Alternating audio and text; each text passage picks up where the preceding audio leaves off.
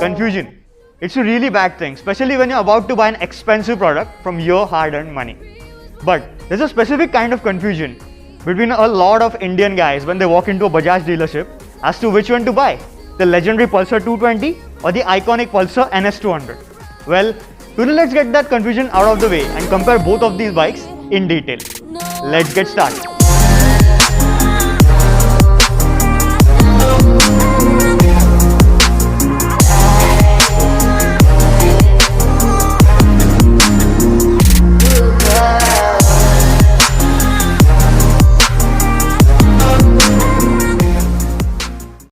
Comparing these two bikes is like comparing your children.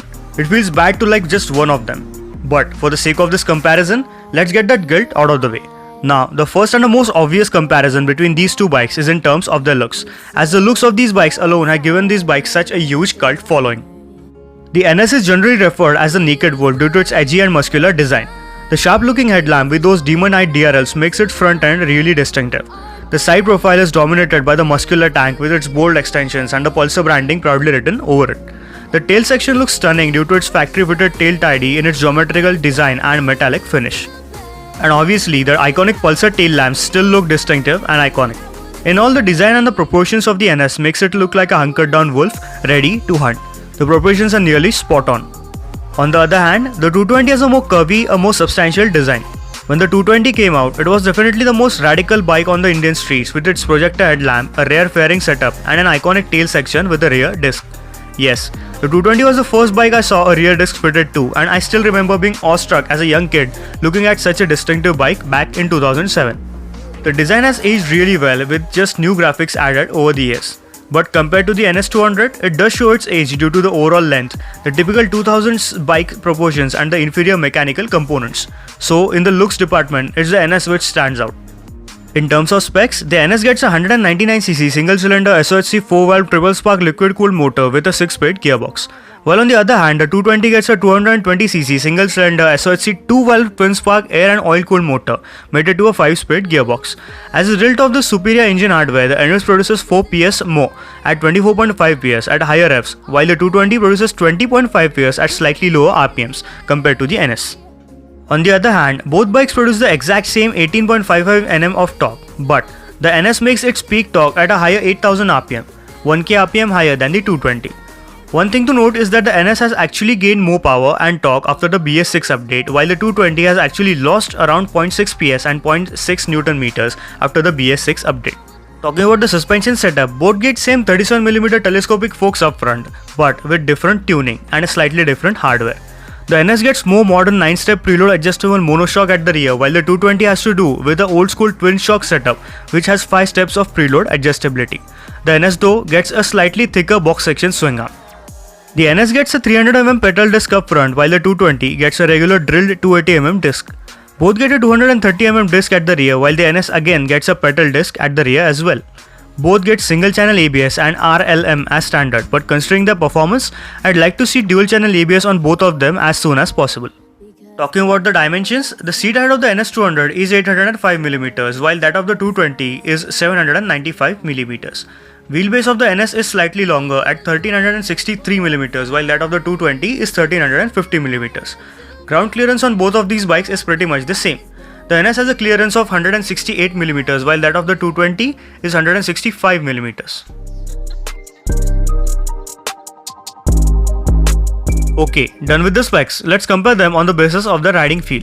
About the engine, the difference is quite noticeable as the 220 has a more punchy bottom end and mid-range. The top end is where the 220 struggles as the power fades off after 8000 RPM and heavy vibes creep in. Although the heavy vibes of the 220 might be due to the bike being brand new. Also, it does feel a bit lazy to rev up compared to the NS200. The gears of the 220 feel a bit taller compared to the NS. I'm definitely more impressed with the engine of the NS as it feels more modern in its approach. It spins like a top with an urgency and a quick throttle response, and while doing so it feels more refined and sounds sweet as well. And after 7000 RPM, the Bajaj VTEC kicks in and it pulls even harder. Although this pull has been reduced very slightly after the BS6 update. It's just a joy to rev this engine each and every time. And the top end as well is pretty strong. A few vibes are felt, but they are not as harsh as that on the top end of the 220. The NS has been geared shortly for the first 4 gears, which makes it quicker off the line. Don't get me wrong though, the 5th gear of the 220 is pretty tall and the 220 can definitely achieve the same top speed as that of the 200 NS or even the RS200, which is quite impressive considering its comparatively weaker top end. At high speeds, the NS feels more stable due to a stiffer suspension setup. But the wind blast is a different story.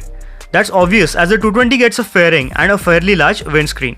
On the NS though, you'll have to fit an aftermarket windshield if you want to tour on it for long distances for a long time.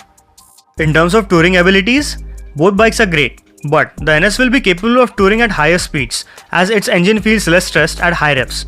In terms of brakes, the NS has a better bite as well as stopping power, but the brakes on the 220 somehow have a better feel and feedback.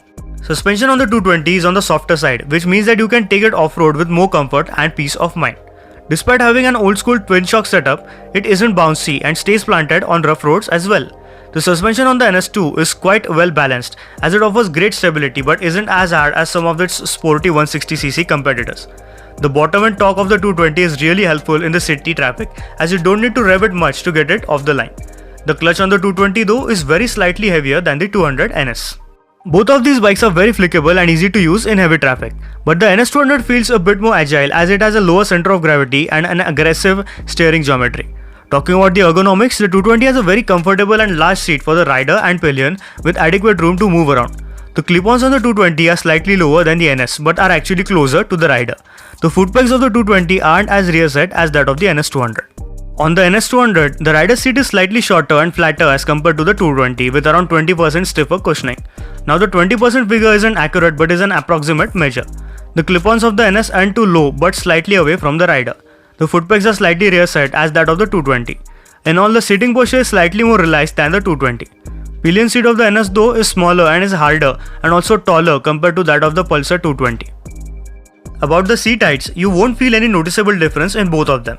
But as the NS has a flatter seat and no fairing, it feels like you're sitting on top of the bike. Meanwhile on the 220, it feels like you're sitting in the bike. The fit and finish of the switch gear on the 220 is much better than the NS, but the overall build quality as well as fit and finish is better on the NS200. In all, these two bikes have a different character. The NS feels eager and frantic while the 220 feels a bit relaxed and cool-headed compared to the NS200. So, it depends on your personal preference. Which character do you like? Now, let's check out the exhaust notes of both of these bikes back to back.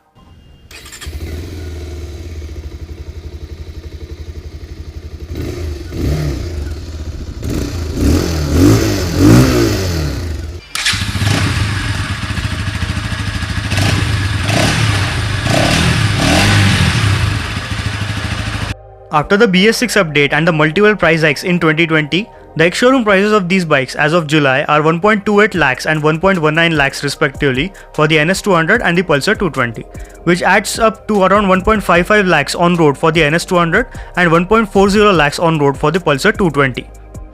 In conclusion, which one should you buy?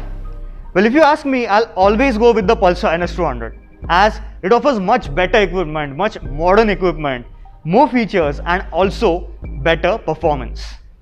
I know I'm going to piss off a lot of Pulsar 220 fanboys out there, but it's my duty to give you a fair comparison, right?